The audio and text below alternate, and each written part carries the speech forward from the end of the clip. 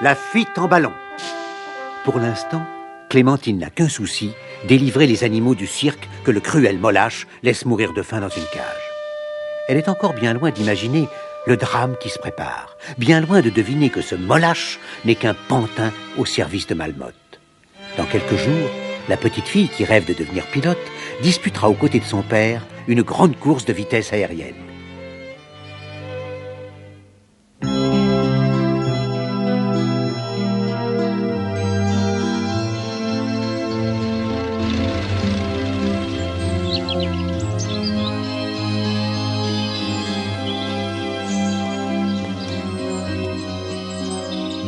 Allons les enfants, demain la grande course de vitesse aérienne sera présidée par Clément Ader lui-même, celui qu'on appelle le père de l'aviation.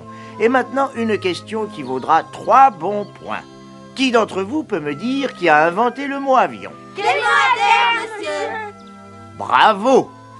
Et maintenant, voulez-vous me dire à quoi vous fait penser ce drôle d'engin sur lequel, en 1890, il effectua son premier vol? Une tortue, monsieur.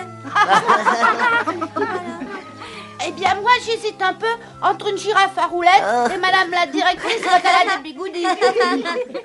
Allons, je vous en prie, les enfants, du sérieux. Cherchez encore un peu, allons.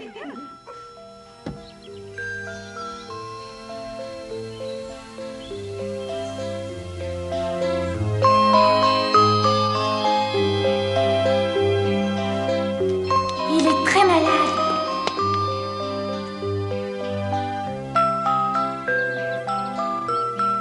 Clémentine, et toi, qu'est-ce que tu vois? Moi? Eh bien, moi, je vois des animaux tristes et malheureux. Mais qu'est-ce que tu racontes, Clémentine? Regarde donc le tableau. Ah oui. Vous voulez que je vous dise que l'avion de Clément Ader ressemble à une chauve-souris et qu'il a hésité entre la cigogne et la roussette? Oh,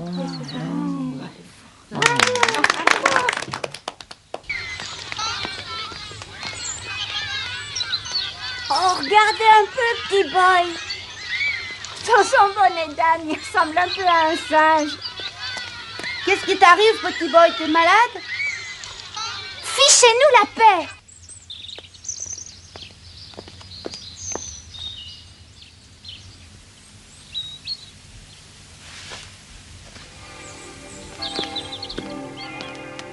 C'est pas possible, il faut absolument faire quelque chose. J'y ai pensé toute la journée. T'as pas une idée? Non, et toi?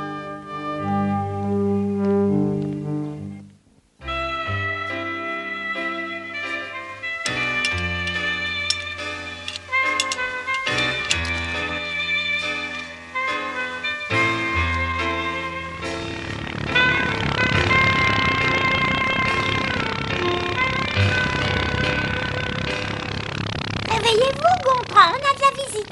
Désolé, mais je ne suis là pour personne. Vous voyez bien que je pense. Faites vite alors, il ne vous reste que 3 secondes. Après, je crois que vous aurez droit au pansement.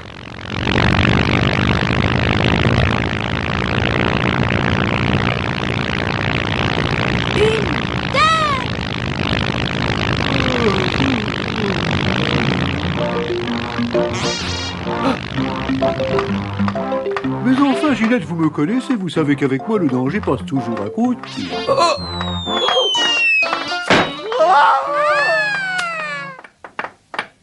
avez raison, le danger est toujours à côté. Il passe même tout à côté. Ça va, Gontran? Quelque chose qui ne va pas, Gontran.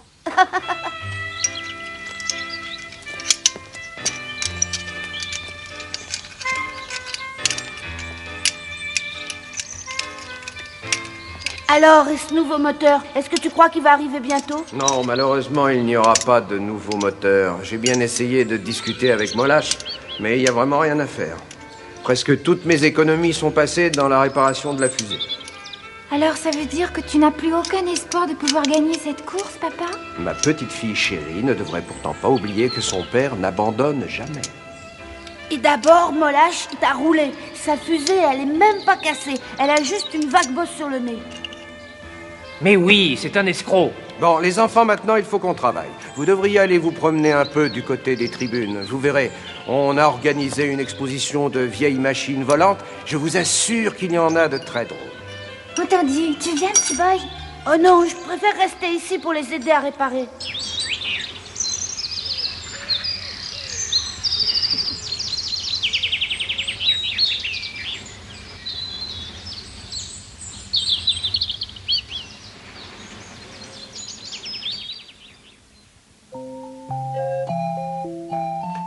Quand je pense qu'on était si bien chez Clémentine. Ah oui, mais elle nous a oubliés. D'ailleurs, les enfants oublient tout. Ils ont bien raison. Au moins, ils sont heureux. Oh, moi je sais que mon Gontran ne m'oubliera pas. Il viendra à notre secours. Mais comment pouvez-vous compter sur ce gros bateau célibataire? Vous ne le connaissez que d'hier. Oh, mais ma chère Gastounette, vous me sous-estimez.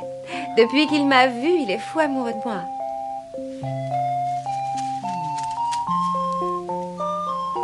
Oh, je ne sais pas ce que j'ai, je ne suis pas très enfant. Qu'est-ce que ça doit être, les autres jours? Moi j'ai faim. Ce que j'ai faim. Je veux ma maman.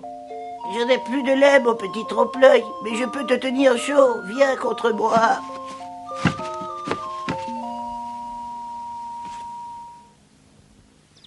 Mes enfants, voici le Ferber 9. Le Santos Dumont 14 bis. Et au fond, tout là-bas, l'Antoinette type 7. Et là, plus près de nous, l'hélicoptère d'Enrico Forlanini. Et ici, mon avion 3, un ancêtre. Et enfin, le Dupuis de Côme, qui est un dirigeable et non pas un avion. Vous pouvez remarquer qu'il y a les modèles les plus différents, les plus ingénieux. Monsieur le Président, vous allez pouvoir m'inscrire pour la grande course de demain. Ma fusée à vapeur est réparée. Mais oui, bien volontiers, cher monsieur, mais vous m'excuserez, j'ignore tout de votre fusée à vapeur. Et elle n'était pas au menu. Oh, ça, évidemment, c'est un engin de ma fabrication et c'est ultra secret. Vous pouvez me croire, jamais dans l'histoire de l'aviation, un appareil aura volé aussi vite. Vous avez devant vous un véritable héros, un conquérant du ciel. Le vainqueur de la course pour vous servir. Mais je n'en doute pas un instant, je n'en doute pas. Mais modérez votre ardeur, je vous prie. Chez nous, les aviateurs, la réserve est de mise. Oh, absolument, absolument. Et c'est joliment bien tourné, mais n'empêche que je vais gagner cette course. Mollache, souvenez-vous, monsieur le président, Mollache. Si je comprends bien, votre fusée est déjà réparée. Et l'argent de mon père, alors? Il va servir à quoi? À redorer vos dents ou à nourrir les animaux? Elle est encore dans mes pattes, cette sale petite peste. Oh, Venez avec moi, monsieur le président, je vais vous faire les honneurs de ma fusée. Quant à toi, disparais tout de suite. Vous m'excuserez auprès de votre saucisse, monsieur, mais j'ai déjà saucissonné. Et toi, méfie-toi, si jamais je te vois rôder autour du cirque, je t'assure que je t'enferme dans une cage avec les animaux. Bonjour, ma petite Clémentine. Mais comment connaissez-vous mon nom? Les enfants m'ont parlé de toi. Et j'ai même appris que ton père avait de gros ennuis à cause de ce Mollache. Oui, et sans son nouveau moteur, il a toutes les chances de finir dernier. Allons, allons, Clémentine, ne sois pas triste. Il y a peut-être une solution. Conduis-moi au hangar de ton père. Regardez! Mais comment il marche, ce dirigeable? Il marche tout seul et tu as vu comme la nacelle est immense. Oui, on dirait l'arche de Noé.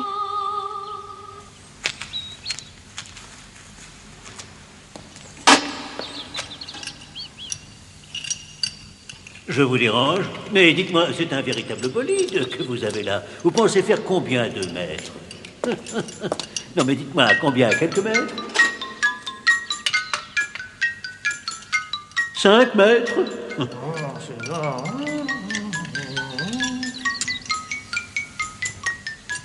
Oh non, 5 c'est un peu trop.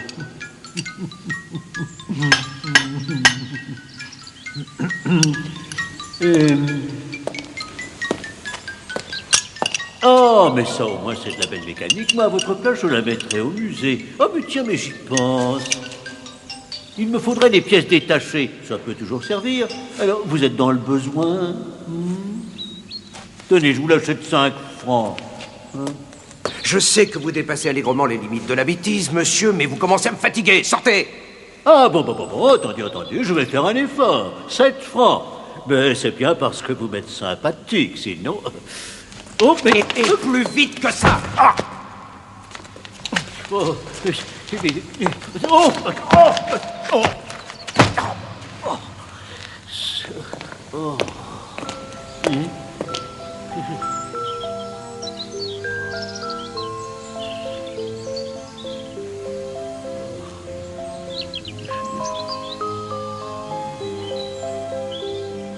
Vous n'avez pas volé très haut, mais vous avez volé tout de même. C'est bien, persévérez.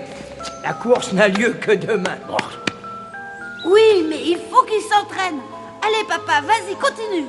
Papa, excuse-moi, monsieur voudrait te parler. Tu ne sais pas qui est ce monsieur? Non, pas très bien. Monsieur Icare?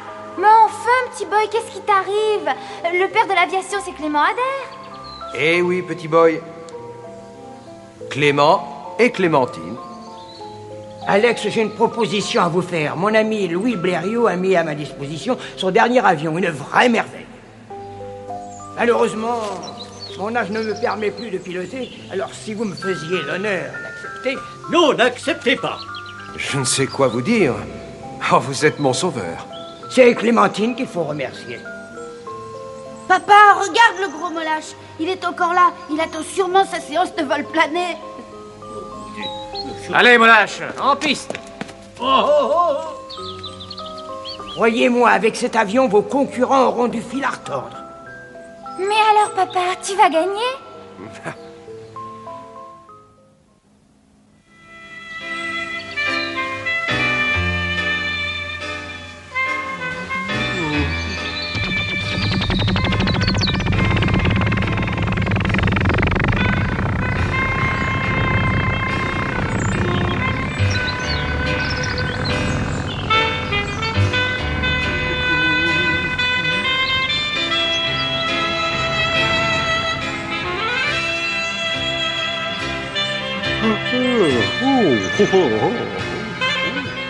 Ça, c'est Alex qui essaye son nouveau blériot.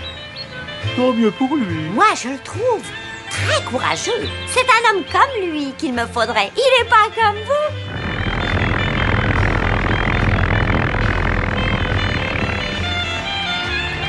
Une grande vedette de cirque est folle d'un gros chat. Et qu'est-ce qu'il fait, le chat? Il bouge pas. Il la laisse mourir dans une cage. Mais je ne sais pas quoi faire. Vous n'êtes donc jamais tombé amoureux? Non, jamais. Oh, ces philosophes qui ne connaissent rien à la vie. Si vous m'écoutiez. Je vous écoute, Ginette. Je ne suis plus sourd. Et grâce à qui? Grâce à Ginette. Alors maintenant, il faut que vous suiviez mes conseils. Allez, en route le chat. Vous pensez que Starlet m'en veut? Regarde comme la nacelle est grande. Je suis certaine qu'ils pourront tous rentrer là-dedans. Oui, peut-être. Mais ça doit être drôlement difficile à faire marcher. Pas du tout. Au contraire même. Il paraît que c'est simple comme bonjour. Peut-être, mais leur faudrait une boussole. Tu as raison. Il faut prévenir Illico et Éole.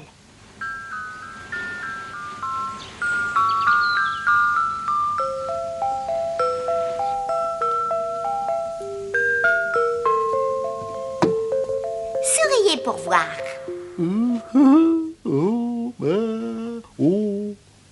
êtes trop crispé, mon cher Gontran. Non, ça ne va pas du tout. Mais pas du tout.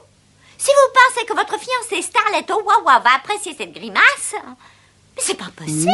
Oh, mais non, décidément, mon pauvre Gontran, vous n'êtes pas comédien pour dessous. J'ai une idée. Starlet a toujours rêvé de se faire enlever par Zorro. Vous voyez ce costume? Oh, je vois. Je crois que c'est pour un nain. Il va vous aller comme un gant. Vraiment, vous croyez? Oh, Habillez-vous vite. Oh. Le loup, Gontran, voyons le loup. Où ça? Où ça? Hein? Où? Sur votre tête, voyons, Gontran, réfléchissez pour une fois. Sur ma tête? Oh. Le loup est un masque que l'on met sur les yeux, Gontran. Comme Zorro, pour faire peur. Parfait. Le texte maintenant? C'est vraiment utile? J'ai si mal à la tête. Allons, Gontran, pas de comédie. Starlet adore la poésie. Répétez après moi. Starlet, allons voir si la rose qui ce matin avait des cloches. Starlet, voilà des roses. Je vous soufflerai. Et maintenant, un peu d'eau de toilette. Vous sentez le vieux garçon. Prenez la bouteille de parfum. Zorro ne mettrait jamais de parfum. Et puis je suis sûr que ça va me tourner la tête. Justement, Gontran. Justement, et quand la tête tourne, le cœur bat plus vite. Ça suffit? Faites toujours tout en petit, Gontran. Vous n'irez pas loin. Oh,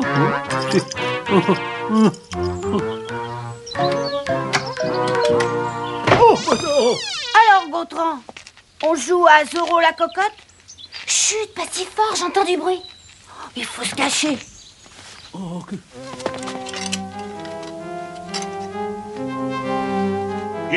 Illico, mais vous n'avez encore pas assez de moi, rien. Alors, Zorro, mais qu'est-ce que vous attendez? Cachez-vous.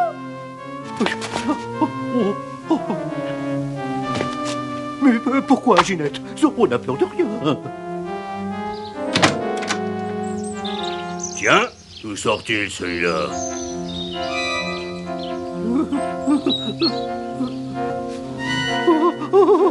Tu cherches peut-être un emploi dans mon cirque?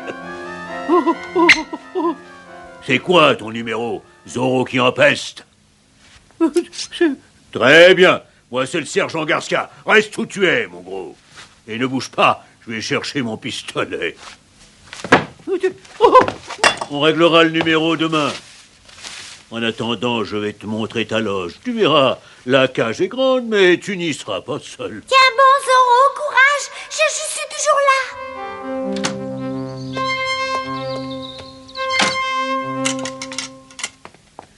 Pauvre Gontran. Eh ben, le voilà dans de beaux draps. Qu'est-ce qu'on peut faire pour lui? De toute façon, il faut se dépêcher.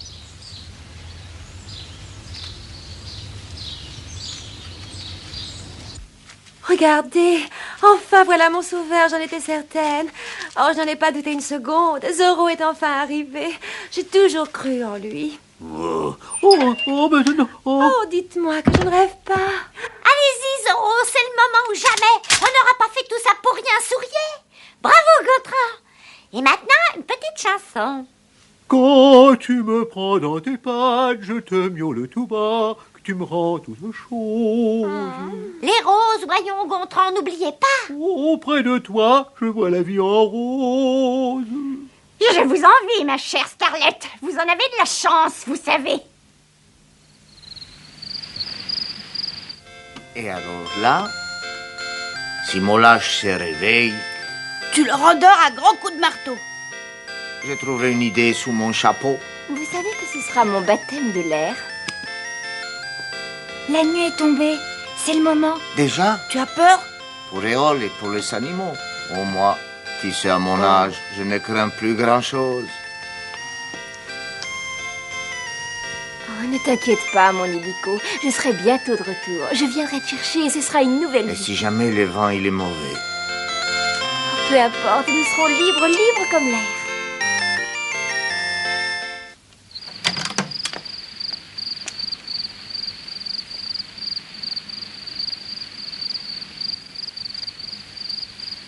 Je suis le chat, pas chacha, le chat va, chava, chava.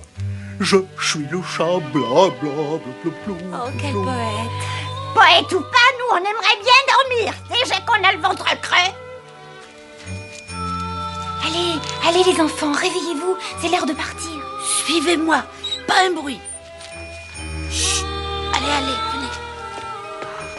Non, Starlet, ne me quitte pas. Mais non, grand fou. Nous allons partir ensemble, voyons. Oh. Allez, Gontran, lève-toi. Fais pas de manière. Dis donc, le chat, faut pas traîner. Il est temps de s'envoler. Quoi? Comment ça s'envoler? Où ça? À ton âge, être obligé de se faire porter par une jeune fille. Et devant ta fiancée encore, quelle honte.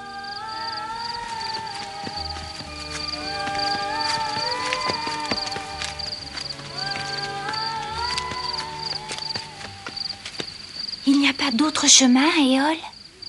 Alors nous n'avons pas le choix. Non, attends, trompe-l'œil. Retiens-toi.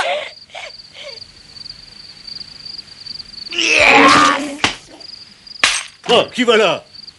C'est moi, monsieur le directeur. Je venais vous jouer une petite sérénade pour vous. Une sérénade pour moi à une heure pareille? Oh, c'est louche, ça. Au voleur! Ça, Écarte-toi! Laisse-moi passer! Au voleur! Oh! Mais enfin, monsieur le directeur, vous n'allez pas sortir comme vous êtes, vous allez attraper la mort. Oh,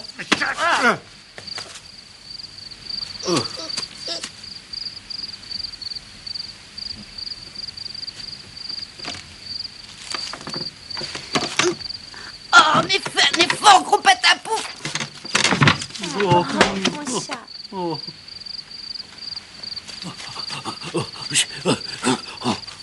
Allez, les amoureux, c'est fini les embrassades. Oh non, Gontran. Starlette.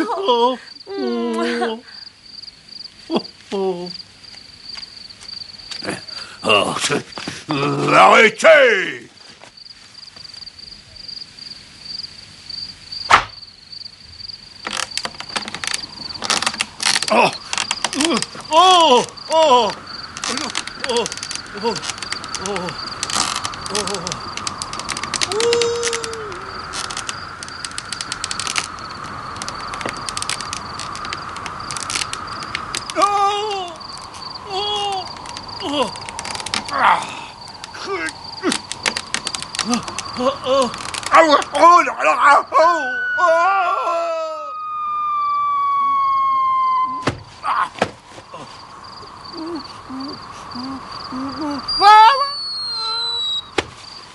Filons d'ici.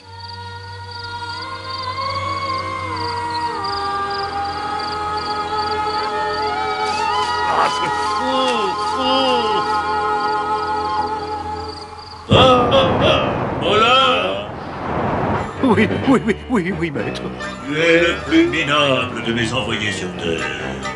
Je sais, maître, je sais. Mais croyez-moi, ça ne va pas durer. Je vais me venger. Je te laisse une dernière chance. Veille cette fois à ce que le match s'accomplisse. Sinon... J'ai une idée, maître. J'ai une idée.